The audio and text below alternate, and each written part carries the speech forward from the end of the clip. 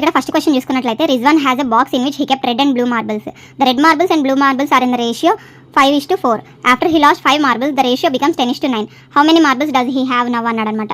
So ఇక్కడ ఒక అబ్బాయి రిజ్వాన్ దగ్గర రెడ్ మార్బుల్స్ ఉన్నాయి, తర్వాత బ్లూ మార్బుల్స్ ఉన్నాయి.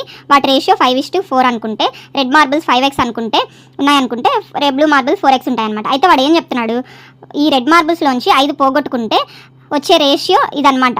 అంటే 5x - 5 marbles by 4x blue marbles అనమాట. ఇది క్రాస్ మల్టిప్లై చేస్తే మనకేమొస్తుంది, 40x = 45x - 45.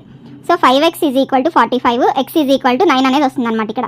సో ఇక్కడ మనకి ఏం కావాలి, టోటల్ మార్బుల్స్ ఫస్ట్ కనుక్కుందాం. టోటల్ మార్బుల్స్ ఎన్ని ఉన్నాయి ఇనిషియల్గా, 5x + 4x, సో 9x.